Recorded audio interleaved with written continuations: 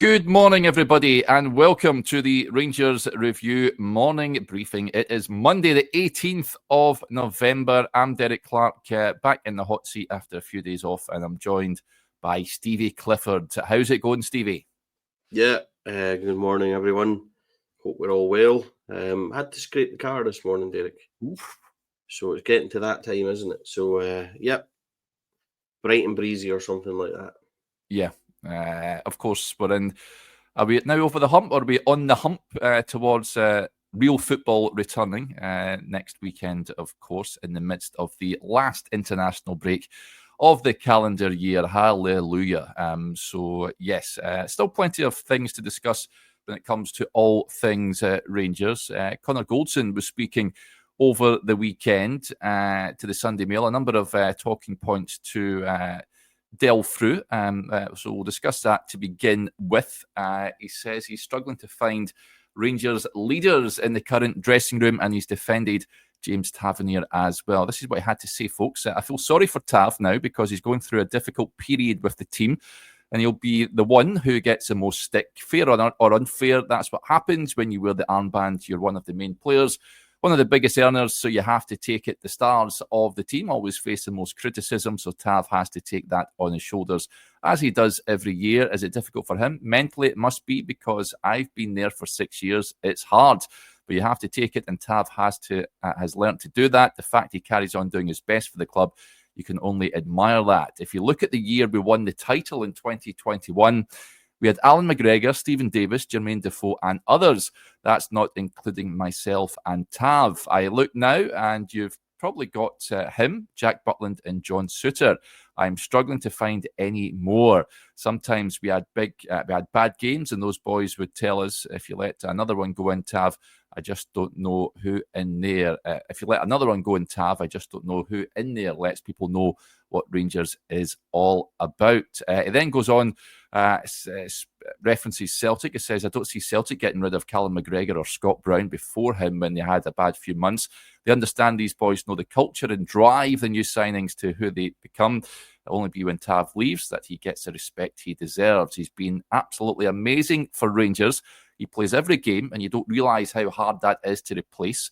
When you do that, you'll take the most criticism because you're the player who will have the most bad games. If you play 60 games and have 5 bad ones, these 5 will be remembered. If you play 10 games and have 1 bad one, people think you're amazing. When you play every week, you're more prone to make mistakes. Everyone is human. Has Tav had bad games? Of course he has, but he's always there, available for every single game, even now. That's a massive credit to him. What he's done for that club is incredible.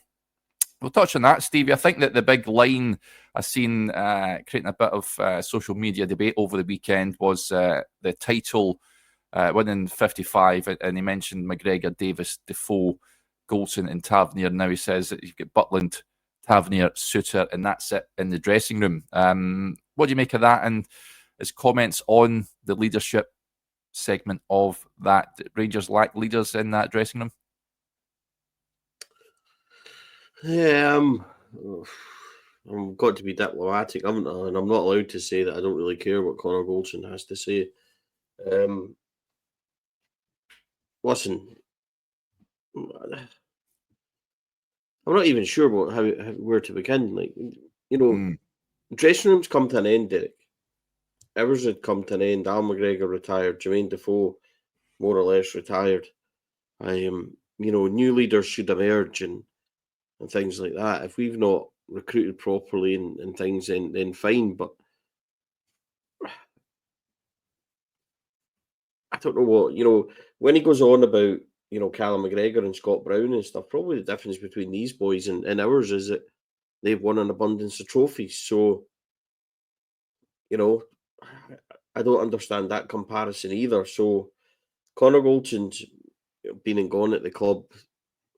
I appreciate the 6 years that he gave us, but aside of that, Derek, I've not really got much interest in what he's got to say now. Of course, he's going to try and defend James Tavernier. I'm a wee bit bored of the Tavernier discussion. We seem to discuss it every single week. Yes, we've all got lots of respect for James Tavernier. Yes, he's done, fantastic service for the club, but doesn't stop what you're seeing on the pitch, which is we've now. both commented on it all season, haven't we? That not even all season, last season as well, that his performances haven't been up to scratch. So, it is what it is. And I saw Goldson had been interviewed in that, and I've got to be honest, I didn't really take much interest in it.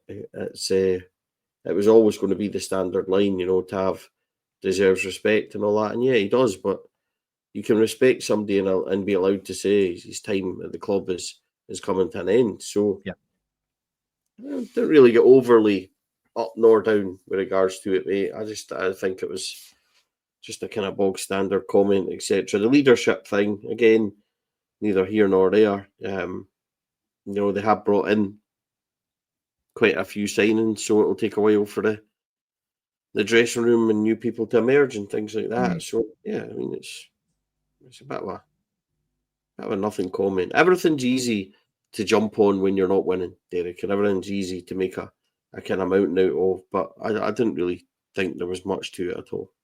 There's other bits of that as well. Incidentally, those at Aris are delighted with him at this moment in time. I speak to someone close there at the club and says his leadership skills, they're really pleased with how he's performing there at Cyprus. But he has said it was difficult to leave Rangers. He says he still feel I had a lot to give. Listen, I'm happy with this move. It's been great for me and my family and given us a great lifestyle. But do I think I could have contributed to Rangers this season? Of course I could have. That's why I was so disappointed. The club gave me a contract when I was at the best point in my career. But 2 years later, they didn't want to fulfill that contract anymore. Did I leave under a cloud? If I'm honest, I had felt that cloud from the end of last season. They told me they wanted me to leave. And I want to make this clear, that wasn't the manager. He was actually really good with me, but there were a lot of new people within the club who didn't know what I'd given for over 6 years. One said they wanted me to leave. At first I said, no, I wasn't going, but then it was probably my time. Listen, I have to respect the fact that the club didn't want me anymore, so I was happy to leave in the end, and I don't hold any hard feelings. There's more on that, folks, over on the website at this moment in time. Could he have contributed this season, Stevie? I think the time was right for him to leave. I also think the time was right for James Tavernier to leave in the summer. But what Connor says there, very honest, of course, whenever he spoke in the past at Rangers. Sometimes he was criticised for maybe being over honest. But could he have aided that defence this season, a defence that has looked very fragile at points? Maybe, Derek. Maybe he could have. Could he have played much better than John Souttar is at this moment in time? I'm not sure. I think it's a toss of the coin between them. What I do know is that, Connor Goldson was massively out of form last season. He might talk about a couple of games, but he was miles away from where we all thought he should be. And I think with that said, it was probably the right time for him to move on, wasn't it? So, could he have contributed? People will say he would have been more value than Robin Propper, and they're probably correct in that because Propper hasn't found form yet. But he plays in the same position as John Souttar, and sooner or later we had to try and get the best out of John Souttar, didn't we? So it's one that we'll never know the answer to. I'm grateful for Connor Goldson, grateful for his service, but it was the right time as much as it was the right time for various others. So it's interesting he said somebody new coming in can only really mean Niels Coppin, in my opinion, because I was trying to think of who else it would be. If he's saying it's not the manager, is it then Coppin coming in and kind of making those decisions? It's interesting kind of conundrum if you wanted to look into that a wee bit further. But could he have contributed? Yeah, he probably could have. Could he have been a lot better if he had had 2 or 3 months rest and a good pre-season? Possibly. Could he have came back and been performing the exact same as last year where we all said he should be moved on? Possibly. You just don't know. So what I do know is that, like Borna, like John Lundstrom, it's probably for the best. Yeah. lots of comments coming in agreeing with you, Stevie. Some saying that he could have contributed this season. But yeah, you can go and read those quotes over on the website, folks. But we will move on. Incidentally, if you want to get your questions in to myself and Stevie, please do so. And we'll get through as many as we possibly can. I'll address this first of all. Denzel, big friend of the show, says, did you eat the rancid shark, Derek? Of course, I was off in Iceland for a few days last week. No, I didn't eat the rancid shark, Denzel. I stayed well clear of that. Did manage to spew all over myself, incidentally, when we went out to catch some whales in the ocean above Iceland, which was probably the worst experience of my life. Popped an anti-sickness tablet when the shop opened prior to setting off. But I think I spewed that up, and it was a horrendous 3 hours on choppy seas out there trying to find whales, which we've seen none of. So, that was a horrible experience. Let us know, folks, in the comments. If you had a horrible holiday experience, let us know. But you will move swiftly on to more Rangers news. And I wanted to touch on this, Stevie, because you were there yesterday, the Rangers women's team. A fantastic result for them. Scott Hammond with a point. Well done to the women's team. So the manager took it well, bringing the game into disrepute. A few interesting comments afterwards, but well done to Joe Potter and the women's team. A fantastic result against Celtic yesterday, Stevie. You were there. How was it? Yeah, it was good. A lot of pressure on the women yesterday, actually, because there's been 3 games against bigger clubs this season. Hibs, they drew away 1 each. Glasgow City, they drew 1 each at Ibrox, and then Celtic, they drew 1 each at home as well, not Ibrox, but in Airdrie. So at Broadwood, and you know, there was questions asked. They were 2-0 up in that game, conceded 2 late goals, and then there was a lot of questions because it's difficult. See, when the men aren't playing well and the men aren't winning, everything at the football club is terrible, and you know, everybody should be binned and everybody should be out. And I've seen online comments talking about Joe Potter and Joe Potter's this and Joe Potter's that, and this team don't have it. And it probably comes on the back of what's going on with the men. But the truth is that the women's team have done fantastic, and there was a wee bit of a point to prove yesterday. Had they not have won, there would have been a lot of people saying that's them bottled another big game and stuff like that. So it was vital that they go and won, Derek, and they did, and they done it really well. And you know, there was a couple of funny moments when you talk about her getting sent off and things like that. It was very much like the penalty that she's going on about as well. It's very much one of those ones. I heard, you know, a referee described it to me yesterday as being one where had Celtic have got the free kick, nobody would have said anything. Rangers got the penalty, VAR's not overturning it. So it's one of those ones that are right on the line. She tries to get her body in the way as the Celtic player comes in, and they both kind of foul each other. So I don't think it was worthy of the overreaction that it got afterwards. And we were pitch side as we kind of spoke to the manager and Chelsea Cornet and things afterwards, and there was quite a lot of unhappiness. So that was quite amusing. Yeah. Aside of that, it was good. It was a good performance. So the girls deserved it. A really good team performance. In terms of atmosphere, crowd, Stevie, was it pretty good? Yeah, it was. I reckon probably a good 50-50 split. There was a lot of young kids there, which is brilliant to see. 2 young girls in the Rangers end with a microphone singing, you know, songs about Joe Potter and everything. Great to see. Really good atmosphere. You get the regulars that normally go along, you know, a lot of families and stuff like that. And you know what? It was a good atmosphere. It was nice to see. There's no animosity at these kind of things. So it was, you get the passion and you get the wee kind of singing sections and the drums and all that kind of stuff, which makes it good. But you know what? It's a really great atmosphere. It's a great occasion. And I would encourage people, if they're looking to try, you know, and get the youngsters along to games and try and give them their first experience, if they're looking to take them to see the first team and things like that in the future, then, you know, going to see the B team, going to see the women, and that is a really good place to start, Derek. So you'll get excitement. There's always lots of goals, always lots of big moments. And to be fair, some of the quality of the goals yesterday, Celtic player Noonan scored an excellent free kick. Chelsea scored Cornet's winner was fantastic volley as well. So there's a lot of good football on display. And the women's game will continue to have its detractors and people that will kind of knock it. But, for those that go along to experience it and like the atmosphere and things like that, it's a cracking afternoon. So, well done to the team yesterday, done really well. That result, Derek, puts them 4 clear of Celtic. Yeah. It keeps them 3 clear of Hibs and Hearts, who are right in the race this season as well. And then it keeps them 1 behind Glasgow City, who are always there and thereabouts in the title run. So they'll have a big say again. So I think they've got Glasgow City in a couple of weeks at home. And then they do stop for a winter break, Derek. I think they've got a good 2 or 3 weeks off. So, yeah, really vital win, really big result, and it was a good experience. Yep, sit 1 point behind Glasgow City at the top of the table.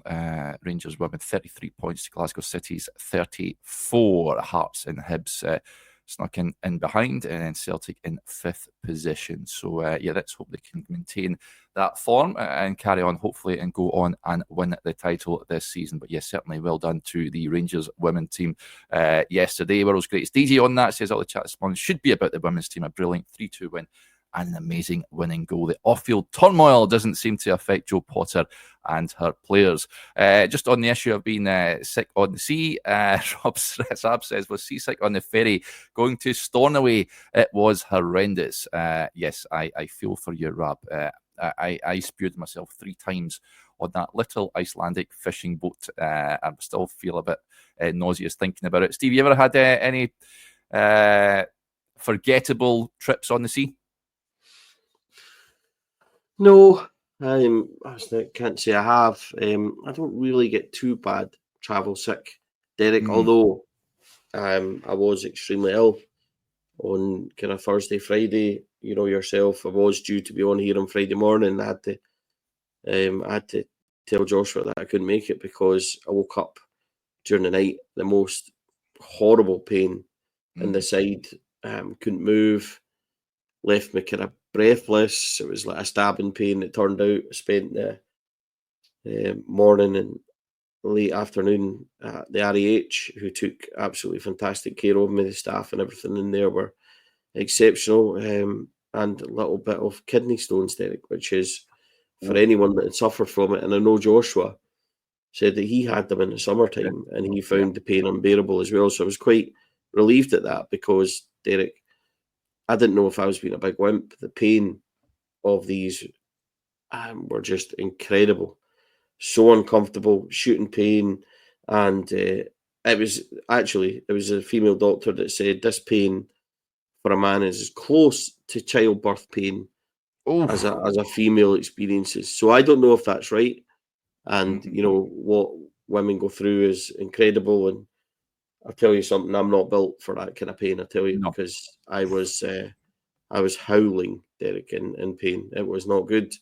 And I've been rough ever since. So it's just, I don't think people realize. I know that when I got the appendix done and all that, I was pretty sick during that. But your whole kind of getting up, sitting down, walking, everything is depending on your kind of middle area. And it's so rough. So not great, Derek. Not great. No, the funny thing was as well, she said to me, she says, your kidney levels and your liver levels are a wee bit high. You maybe need to stop the boozing. I was like, I don't drink. So that was quite amusing. I'm teetotal, thanks very much. But she says, it's not nothing to worry about. You just need to watch your boozing. Thanks. So, with regards to sickness, not maybe much seasickness or travel sickness. I'm normally okay. But recently, that's the kind of worst experience with sickness. You take your health for granted, don't you? You get up every day and just get on with it. But that was chronic last week, I tell you that. Yeah, I feel your pain. It's good to, hopefully you're now on at the mend. Kidney stones. I've never had kidney stones, I've got to say, but I've heard they're horrific. But let's move on from seasickness and kidney stones. Other news I've seen this morning. Now, it's nothing new in a sense, Stevie. Lennon Miller, of course, he's a man in demand at Motherwell. Reports claim that the Steelmen looking for £4 million for him. Rangers and Celtic said to be keen on acquiring the Motherwell midfielder. 18 years of age. We've spoke about him at length on shows before. He's flourishing under Stuart Kettlewell. I think he's got a very bright future ahead of him. My concern is that may be out of Rangers' price range, perhaps, and some wheeling and dealing will have to be done if Rangers want to acquire Lennon Miller. I wanted them to get him in the summer. It never materialised. I worry that the ship has sailed. Lennon Miller, Stevie, £4 million. Good value for you? Well, we spoke about Lennon Miller for quite a bit, haven't we? Yeah. Same way as we spoke about it probably this time last year. We started going on about Connor Barron. We're speaking about Lennon Miller. We're speaking about, Derek Boy Watson at Kilmarnock. There's a few other out there that are kind of on the periphery of being decent.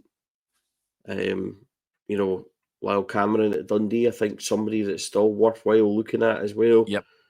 So there is options in Scotland that I think would complement our squad. Lennon Miller at £4 million. It's all right to say that it's maybe ship sailed and we don't have that money. We do have that money, Dick. We spend that money all the time. We just don't spend it very well. No. And if we're allocating £4 million to Diamandi and Cortez and Danilo and Dessers and all sorts of £4 million players that we bought in recently, even as much as Bayrami on the last day of the transfer window, then we do have that money. It's about whether or not we're spending it well. And £4 million for Lennon Miller is absolutely fair, in my opinion. He would need to come in and make the same kind of impact on our team that a Kevin Thompson or a Scott Brown for £4 million made for them. We need to make sure that, if we're bringing them in, we're playing them in the right position and we're nourishing that talent. Because too many times, Derek, we come in and we bring players in, and don't want to be too critical and turn this into a bashing, but we brought Diamandi in, who was a young up-and-coming superstar, right? Who was getting all sorts of numbers and, box to box, like to dominate games, like to charge into the box, likes to use his pace and his power. And we're now sitting in November and everybody's saying we don't see it from Diamandi.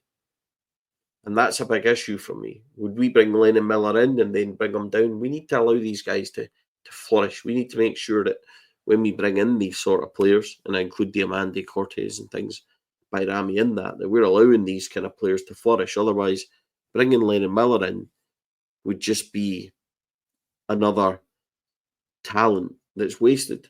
So I'm all for spending money and getting these players in and making sure that we get the best young talent we can, but we need to find a way to make them flourish. And that's my kind of overriding worry regarding a signing like Lennon Miller, is that we wouldn't give him the kind of space to allow that to happen. Because let's look at it logically, Derek, in recent years we haven't been able to do that. Too many people come here and we don't bring them on and we don't flourish and we don't sell them on for big money and things like that. So yeah, would I take them? Absolutely. Would I be worried about what we do with them? A wee bit.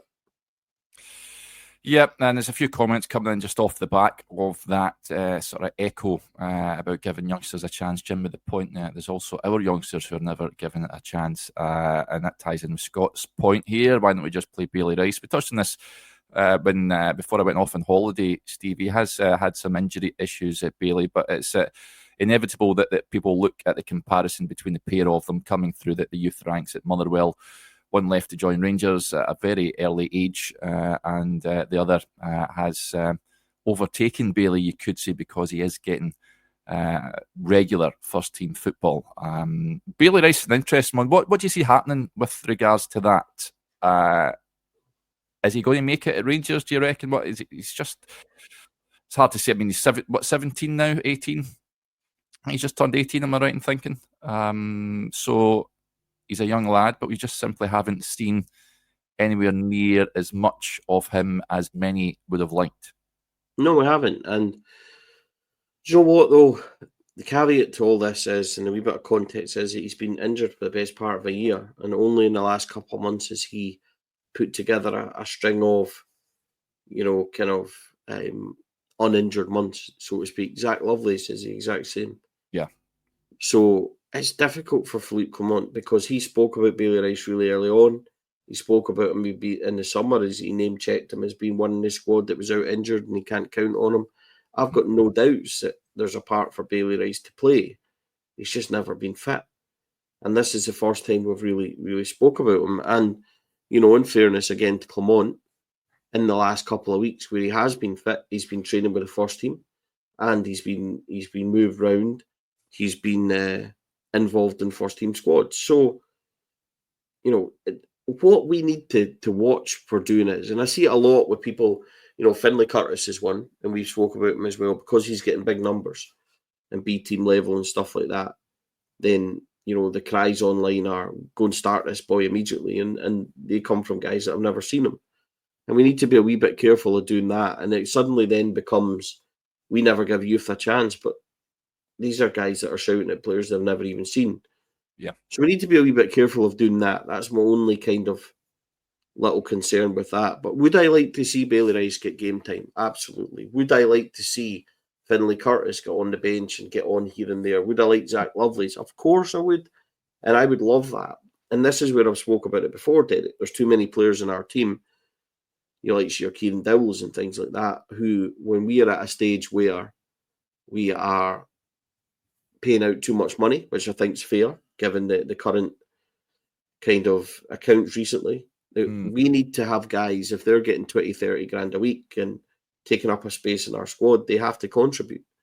And I'm not sure that, controversially, your Batondo, Dowell, Hadji, Ridvan are all fit enough to be taking places up in our squad. So could we bring in youngsters on the bench, like Bailey Rice, Zach Lovelace and things like that? Could they be getting game time then? Yeah, certainly I would hope so.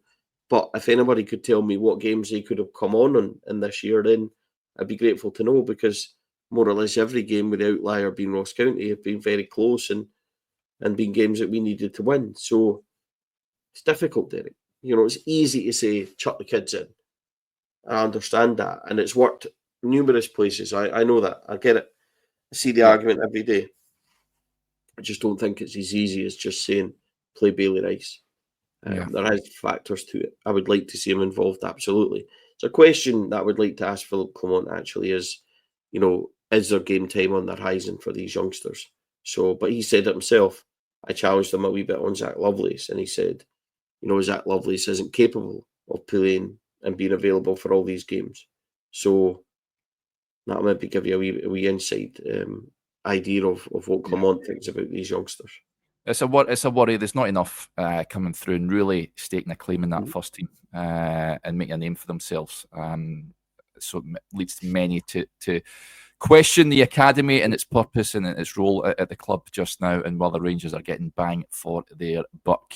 What I would do, Derek, is, and sorry to kind of pipe in a wee bit, see if we're not going to be playing Lovelace and Rice and everything, then I would be speaking to clubs like Motherwell, and I would be speaking to your likes, your Falkirks and stuff like that, who are at the top of the championship, and saying to them, do you have space in your squad for somebody like this?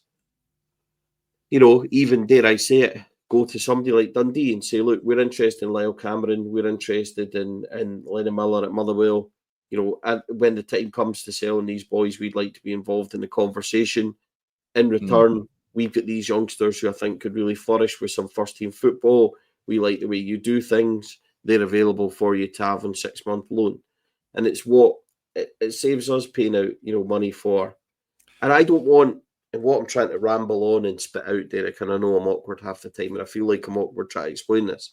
I don't want another Leon King situation where he's now 22, 23, 24, and he's stagnating. I want these boys to go out, experience first-team football, thrive. If we can't give them it ourselves, use other teams. Try and build your relationships with them so that when Lennon Miller does go, let's deal with Rangers because they gave us Bailey Rice for 6 months, etc., etc. Surely there's a way of doing business like that. I agree. I think you're spot on there, Stevie. I don't know why the club don't do it haven't done it and don't do it. Certainly when January comes up, I would like to see the young lads, if they're not going to get ample game time at Rangers, then I would like to see them sent out on loan anywhere just to play regular first team football. It does them no good whatsoever for me, being in and around the B team, playing games every now and again, and not featuring against players that have win bonuses to play for and league positions to play for, that sort of thing. So, I would like to see a bit of movement with regards to that in January time. Just to touch on is childbirth the same as kidney stones? A-Wings10 gets in touch on Instagram. She says, I had them, they're agony, not as bad as childbirth though. So there you go, Stevie. Not right. I'm a wee bit relieved, Derek, because I thought she was going to, you know what I mean? I thought there was going to be a Stevie's attic kind of thing. She says they're agony, but not as bad. Listen, I respect that. I don't think anything is quite as bad, and I've lots of, respect and love for the women that go through childbirth and all that. So I'm glad, Derek. I'm a wee bit relieved. I thought I was going to get it there, but I'm glad she said they're agony. They are absolutely torturous. So yes, wee bit relieved. Bang on. Yep. Super stuff. Right. That'll do us there, folks. Thank you to Stevie as ever. And thank you to each and every one of you for tuning in to the show. Just a reminder, if you are a regular watcher of the show and all the other content on YouTube, if you haven't hit that subscribe button, hit it, hit the notification bell. You'll never miss a video when we go live. Right. We'll be back again tomorrow morning as we count down the days to Rangers returning to league action. But until tomorrow, enjoy your rest of your Monday. Bye for now.